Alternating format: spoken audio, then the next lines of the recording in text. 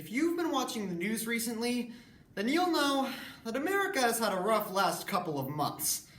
Domestic terrorists have stormed Capitol Hill, Trump became the first president in our nation's history to be impeached twice, and my crazy Uncle Bob genuinely thinks that the Democratic Party is a group of Satan-worshipping elites who run a child sex ring. You can't make this stuff up. The tension in our country is palpable, and it isn't an exaggeration to say that America is the most divided it's been since the Civil War.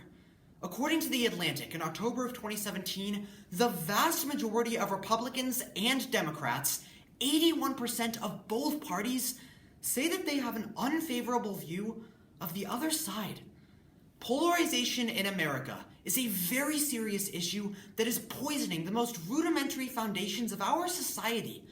America's families, schools, and workplaces are all suffering from this pernicious reality, and hatred that emanates because of political disagreements is starting to find a very comfortable and a very dangerous place in our lives. So let's sit down and talk about this by first discussing the problems with our current political climate, considering the causes that got us here, and finally, finding some solutions that will start to bridge this divide. Now, our country wasn't always like this. In fact, we used to be able to get along pretty well. But in recent years, that has rapidly changed. And unfortunately, we can't have Rachel Maddow and Tucker Carlson to duke it out for political supremacy, so we're left with addressing the issues. The two main problems of polarization are the separation of people between party lines and how this separation is impeding our ability to accomplish things. First, America's current political climate has become dangerously divided. According to CNN in October of 2019, 76% of voters believe that our country is becoming politically divided, 60% of voters believe that both parties have become too extreme, and an astounding 87% of Americans say that polarization is threatening our way of life. But is it really? My conservative cousin survived 8 years of Obama, and despite the immense chaos of the past 4 years, so did all the liberals with Trump. But polarization is penetrating further into America than just in our politics. As UC Berkeley states in March of 2019, research shows that polarization is affecting families, schools, workplaces, neighborhoods, and religious organizations. This research displays how this problem is poisoning the roots of our society. Americans consume different news, follow different leaders, and sadly, live in different worlds. We often fear what we do not understand, and the one thing that Americans don't understand more than anything is each other. Secondly, polarization is interfering with our ability to accomplish anything. When our politicians express more allegiance to their party than to their country, it is the American people who suffer. Democrats and Republicans in Congress couldn't agree on passing a stimulus bill to help Americans combat COVID-19 for 9 months, while the whole time our citizens were suffering from a global pandemic. Politicians' obsequious nature to their party is preventing them from coming together and putting forth a single piece of legislation when the American people need it most. This is a vital issue that has entrenched itself in our politics, but it isn't too late to fix it. In order to start solving the problems we have, we must first explore their causes. When 60,000 people decided to depart from traditional politics on November 3rd of 2020 and cast their vote for the next leader of the free world, to Kanye West, because they simply couldn't bear to vote for either Trump or Biden, there is definitely some causes that deserve examination. The two central causes of polarization are our current two-party system and the segregation of our citizens into like-minded groups. Beginning with the first cause, America only has two main political parties, and many people aren't satisfied with either one. According to The Guardian, in October of 2016, more than 6 in 10 Americans say that neither major political party represents their views any longer. It's like you're going to prom, and the only two available dates are an irascible donkey or a cantankerous elephant. And if we're being honest, most of us would just rather go stag. The two-party system doesn't just offer two very unappetizing choices, but it is splitting America in half by making us choose one.